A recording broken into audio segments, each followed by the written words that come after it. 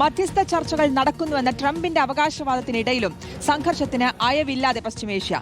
ഇറാനുമായി ചർച്ചകൾ നടക്കുന്നുവെന്ന് ട്രംപ് ആവർത്തിച്ചു. ആണവായുധം നിർമ്മിക്കില്ലെന്ന് ഇറാൻ സമ്മതിച്ചിട്ടുണ്ടെന്നും ട്രംപിന്റെ അവകാശവാദം. തെക്കൻ ടെഹ്റാനിൽ ഇസ്രായേൽ ആക്രമണത്തിൽ 12 പേർ കൊല്ലപ്പെട്ടു. ലബനനിലും ഇസ്രായേൽ ആക്രമണം തുടരുകയാണ്.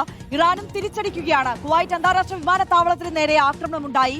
ഇന്ധന ടാങ്കിന് തീപിടിച്ചു. ആദ്ര ജെയിൻ വാർ ഡെസ്കിൽ നിന്ന് കൂടുതൽ വിവരങ്ങളുമായി നമുക്കൊപ്പം ചേരുകയാണ്. Athira, good morning. ഒരു വശത്ത് ട്രംപിന്റെ അവകാശവാദം വെടിനിർത്തൽ പ്രഖ്യാപനം നടത്തിയിരിക്കുന്നു. മധ്യസ്ഥ ചർച്ചകൾ പുരോഗമിക്കുകയാണ് എന്ന് പറയുമ്പോഴും അതിനിടയിൽ സംഘർഷത്തിന് യാതൊരു അയവുമില്ല എന്നുള്ളതാണ്. ഇസ്രായേലിന്റെയും അമേരിക്കയുടെയും നേതൃത്വത്തിൽ ഇറാനെ കേന്ദ്രീകരിച്ചുള്ള ആക്രമണം തുടരുകയാണ്. ഇറാന്റെ തിരിച്ചടിയിൽ ഗൾഫ് മേഖല ആകെ അശാന്തമായി തന്നെ തുടരുകയാണ്. ഇതിനിടയിൽ ട്രംപ് ഇപ്പോൾ പറയുന്ന പുതിയ കാര്യങ്ങൾ എന്തൊക്കെയാണ്? ഈ മധ്യസ്ഥ ചർച്ചകൾ നടക്കുന്നു എന്ന് പറയുമ്പോൾ അതിന് കൂടുതൽ വിശദാംശങ്ങൾ ലഭ്യമാണോ ആതിര?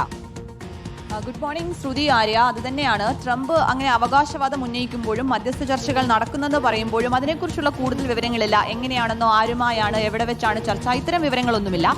പശ്ചിമേഷ്യയിൽ അതേസമയം തന്നെ അശാന്തി തന്നെയാണ്. ഇരുപക്ഷവും ആക്രമിക്കുകയാണ്. ഇറാൻ ഇസ്രയേലിൽ ആക്രമിക്കുന്നുണ്ട്. ഇറാൻ ഇസ്രയേലിൽ ആക്രമണം നടത്തുന്നു. അതുപോലെ ഗൾഫ് രാജ്യങ്ങളിൽ ആക്രമണം നടത്തുന്നു. ഇസ്രയേൽ തിരിച്ച് ഇറാനിലും ആക്രമണം നടത്തുന്നു. ട്രംപ് വീണ്ടും പറഞ്ഞത് ഇറാനുമായി ചർച്ചകൾ നടക്കുന്നുണ്ട്. അതുപോലെ ആണവായുധം കൈവശം വെക്കില്ലെന്ന് ഇറാൻ സമ്മതിച്ചിട്ടുണ്ട് എന്നിങ്ങനെ അവകാശവാദങ്ങൾ ട്രംപ് ഒരു വശത്ത് ഉന്നയിക്കുന്നുണ്ട്. അതേസമയം തന്നെ പശ്ചിമേഷ്യയിലേക്ക് US കൂടുതൽ സൈനികരെ അയക്കുമെന്നുള്ള റിപ്പോർട്ടുകളുമുണ്ട്. ഇന്നലെയാണെങ്കിൽ തെക്കൻ ടെഹ്റാനിൽ ഇസ്രയേൽ ആക്രമണം നടത്തി 12 പേർ കൊല്ലപ്പെട്ടു, 28 പേർക്ക് പരിക്കേറ്റു. അതേസമയം തന്നെ തിരിച്ച് ഇസ്രയേലിലും ഇറാൻ ആക്രമണം നടത്തുന്നുണ്ട്. ലെബനനിൽ ഇസ്രയേൽ ആക്രമണം നടത്തുന്നുണ്ട്. ലിറ്റാനി നദി വരെ പിടിച്ചെടുക്കാനുള്ള തീരുമാനവുമായി ഇസ്രയേൽ അതേപോലെ തന്നെ മുന്നോട്ട് പോവുകയാണ്. കഴിഞ്ഞ ദിവസം ഉണ്ടായ ആക്രമണത്തിൽ അവിടെ 33 പേർ മരിച്ചിട്ടുണ്ട്.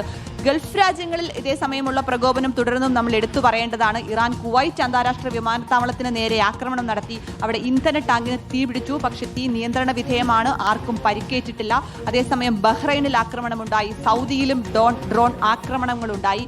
ഈ ചർച്ചകൾ നടക്കുന്നെന്ന് ട്രംപ് പറയുന്ന അവകാശവാദത്തിനിടെ മറ്റൊരു റിപ്പോർട്ട് കൂടിയുണ്ട്. യുദ്ധം അവസാനിപ്പിക്കാൻ 15 നിർദ്ദേശങ്ങൾ അടങ്ങിയ ഒരു പദ്ധതി അമേരിക്ക മുന്നോട്ട് വെച്ചെന്നും ഇറാന് കൈമാറിയെന്നും റിപ്പോർട്ടുകളുണ്ട്. പക്ഷേ അത് സ്ഥിരീകരിച്ചിട്ടില്ല. എന്തായാലും പശ്ചിമേഷ്യയിൽ സ്ഥിതിഗതികൾ ശാന്തമാണെന്ന് പറയാൻ കഴിയില്ല. ആക്രമണങ്ങൾ ഇസ്രയേലും ഇറാനും നടത്തുന്നുണ്ട്. അതുപോലെ തന്നെ ഇസ്രയേലും ഇറാനും ആക്രമണം ഇരുപക്ഷവും നടത്തുന്നതിനാൽ പശ്ചിമേഷ്യയിൽ ഇനിയും സമാധാനം പുലരാൻ കാത്തിരിക്കണമെന്ന് തന്നെ പറയേണ്ടി വരും.